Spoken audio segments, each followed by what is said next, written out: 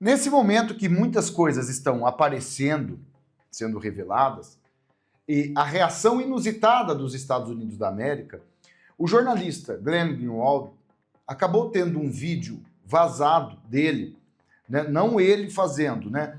Pessoas que acabaram jogando esse vídeo para poder tentar descredibilizar as denúncias que possivelmente ele ainda tem para mostrar. Agora que o vídeo acabou saindo, ele não tem mais nada a esconder. Ele soltou uma publicação a respeito desses vídeos, é a vida particular dele, né? O que ele faz na vida particular não interessa absolutamente a ninguém. E acabaram deixando esses personagens numa situação, porque ele disse, esses dias agora, né, que não tem mais documentos, ele tem 6 gigas ainda, né, de informações. 6 gigas, lógico que agora ele tem toda a tranquilidade para jogar tudo no ventilador. No momento que o New York Times informa aqui que mandaram uma cartinha para o ministro Alexandre de Moraes, o governo Trump, olha, tem certeza que você vai fazer isso, tal. Muitos outros senadores políticos repercutindo agora a situação, coisa tá complicada para eles. Isso aqui é desespero. Esse vídeo que acabou saindo do Greenwald, eles estão desesperados. Tentaram frear, pois agora ele não tem mais nada para esconder. Se a situação já estava difícil para eles, vão ficar mais complicada a partir desse momento. Vai compartilhando, meus amigos, tem muita notícia e informação. Pega o link, joga lá dentro dos grupos, já aproveita, se inscrevam aqui no nosso canal, solta o dedinho aí no like, que a gente vai trazer notícia e informação aqui, tá?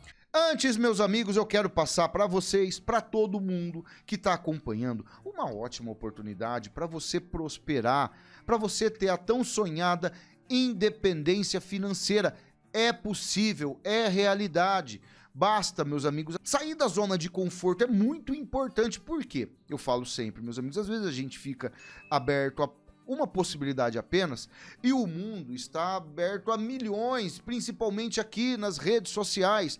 Gente, inteligência artificial hoje, quem dominar essa nova possibilidade vai sair na frente de um monte de gente. Nós temos à disposição em todo a planilha do curso que você vai aprender com um dos maiores especialistas em finanças do Brasil, que é o meu amigo Thiago Gomes. Eu quero que vocês vejam o resultado da nossa amiga Maria, mentorada, aluna do Thiago Gomes. Olha o progresso, olha o que ela coloca aqui, ó.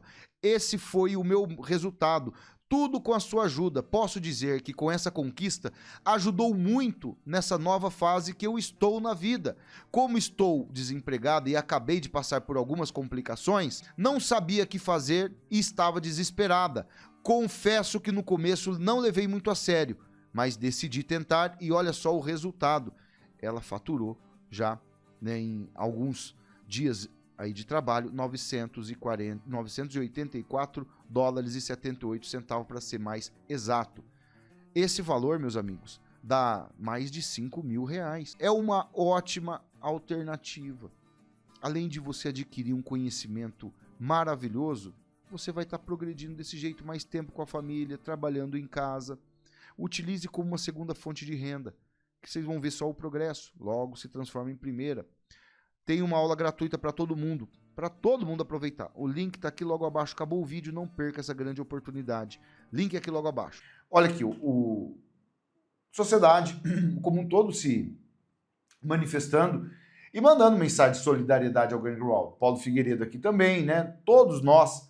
Ele mandou um comunicado de um vídeo dele que acabou vazando. Ontem à noite foram divulgados vídeos que retratam comportamentos da minha vida privada. Alguns foram distorcidos, outros não. Foram publicados sem o meu consentimento ou consentimento e, por isso, sua publicação foi criminosa. Embora ainda não saibamos exatamente quem é o responsável, estamos perto de saber. E o motivo foi maliciosamente político, para poder tentar descredibilizar tudo que ele vai trazer, hein? Quanto aos conteúdos dos vídeos, não me sinto envergonhado nem arrependido por eles. Os vídeos retratam atos de adultos em suas vidas privadas.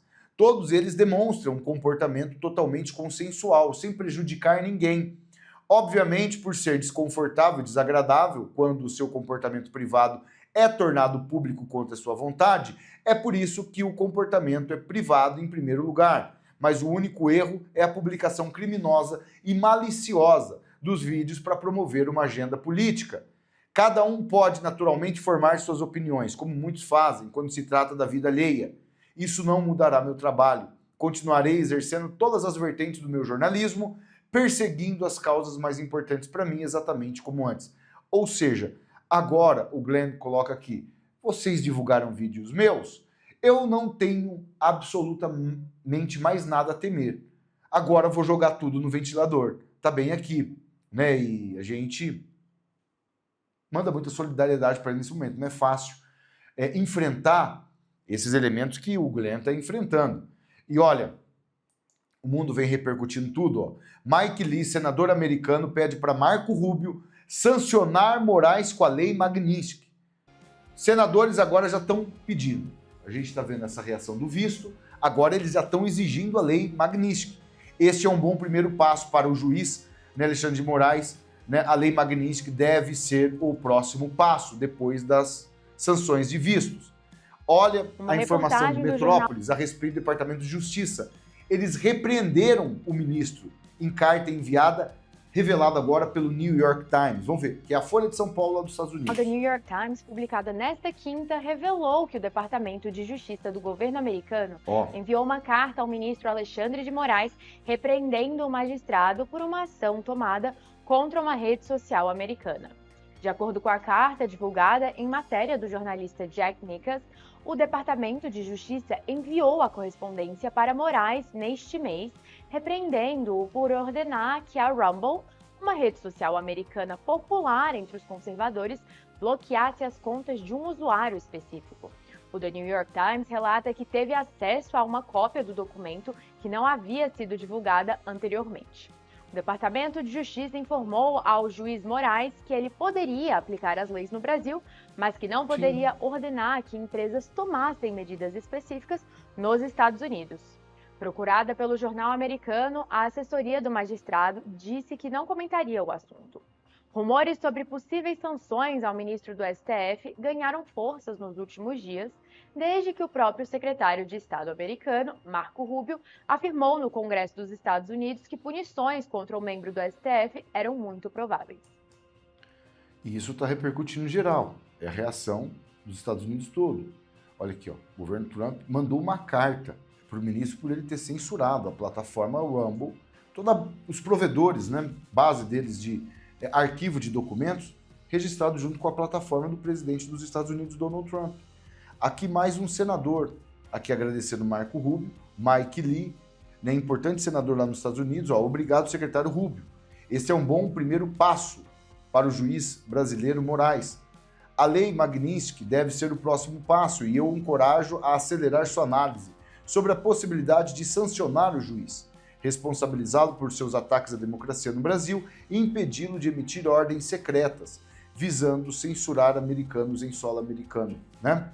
Agora vejam como são as coisas. A esquerda fala tanto em atos antidemocráticos, atos disso, atos de soberania, que Eduardo tal. Vocês viram o escândalo que saiu essa semana? O que a Dilma Rousseff tinha feito com... Gente, o ex-candidato a presidente que acabou falecendo no acidente de avião, ela mandou espionar o Eduardo Campos. Está bem aqui, o presidente do PSB confirmou isso essa semana. Dilma mandou a ABIN espionar Eduardo Campos, revela o presidente nacional do PSB. Essa turma que vive falando aí que não tem democracia. Então essa questão toda da ABIN, com Moraes, com Bolsonaro e tal, olha o que eles já faziam no passado. O presidente do PSB jogou tudo no ventilador. E o irmão do Eduardo Campos, coloca aqui, ó, foi assassinato por profissionais do crime. O próprio irmão comenta. E a gente vê os filhos do Eduardo Campos, tudo junto e misturado com Lula, com Dilma, com Tabata, que estão tudo no mesmo barco. Veja como são...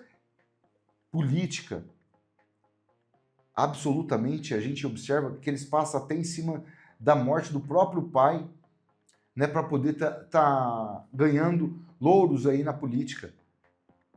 Eu, se sou filho, por exemplo, de Eduardo, eu nunca mais olhava na cara dessa turma. Principalmente depois dessa, que o próprio irmão do Eduardo Campos está afirmando aqui, ó. Rapaz do céu, que situação, tá? E as coisas acontecendo num ritmo frenético, né? Vamos ver aqui, ó, essa repercussão toda do jornal americano New York Times, mostrando que o governo Trump, eles não estão para brincadeira, né?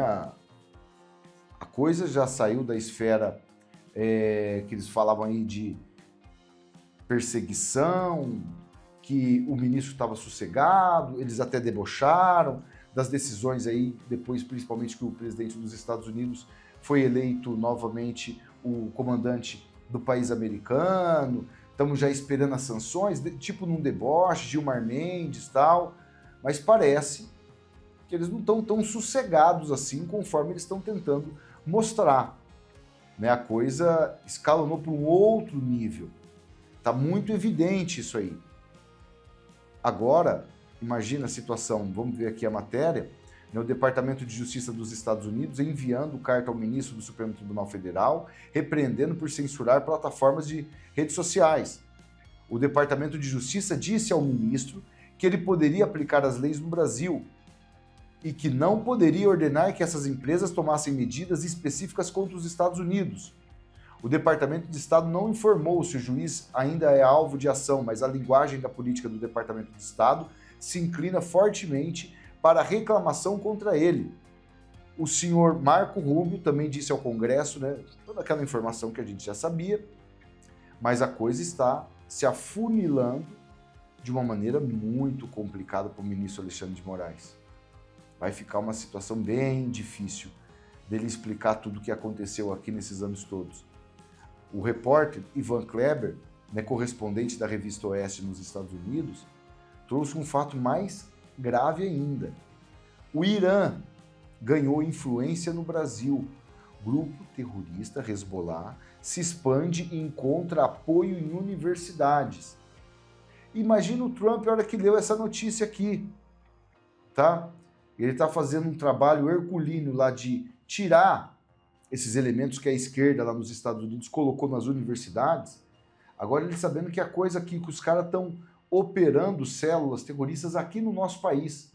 Por isso que o general 4 estrelas dos Estados Unidos esteve aqui esses dias agora, não deixaram ele entrar lá para inspecionar, né, as coisas que estão acontecendo lá no Acre, na divisa com o Peru e tal, não deixaram ele entrar.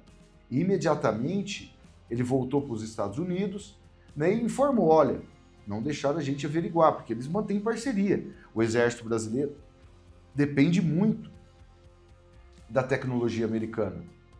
E aqui, os caras já estão sabendo aqui que os caras estão implementando lá do Irã, esse mesmo Irã que o Alckmin estava esses dias lá, ao lado dos maiores terroristas do mundo, tirando fotinha e postando aí como amigos, né? Olha a informação. Ali Abbas, diretor da Universidade Iraniana Al-Mustafa, está atualmente em visita ao Brasil. A universidade foi sancionada pelo Departamento de Tesouro dos Estados Unidos em 2020 e posteriormente pelo Canadá, por hospedar, treinar milícias xiitas paquistanesas e afegãs dentro da Síria. De acordo com o Departamento de Tesouro dos Estados Unidos, a universidade atua como uma rede internacional de recrutamento para a Força Quds, né, da Guarda Revolucionária Islâmica do Irã, que dirige operações terroristas no Irã, no exterior, segundo o portal Infobae. Porque é uma proximidade muito maior, o Brasil dos Estados Unidos, do que o Irã aos Estados Unidos. E aí eles encontraram um ambiente, segundo as notícias aqui, um ambiente perfeito, né? Se instala aqui no Brasil, né, para poder fazer todo tipo de atos bárbaros que a gente já viu essa turma fazer. São terroristas. E com essa turma, né, meus amigos, eles não têm pudor em praticar todo tipo de absurdo. Mas as coisas a gente já começa a observar mudando, né, de figura, principalmente para esses personagens aí que acham que tem todo o poder do mundo. Mas a coisa agora está bem complicada. E a gente vê a falta de pudor total dessa turma, né, quando a gente observa essa notícia aí, por exemplo, da Dilma. A gente não viu uma declaração do filho do Eduardo Campos, que é prefeito de Recife, do outro filho que é deputado federal. Rapaz, o que essa turma não faz por poder? Nem o pai sendo espionado, tudo revelado agora, pelo próprio presidente do partido, né? Esses elementos aí não se manifestam, não fazem absolutamente nada.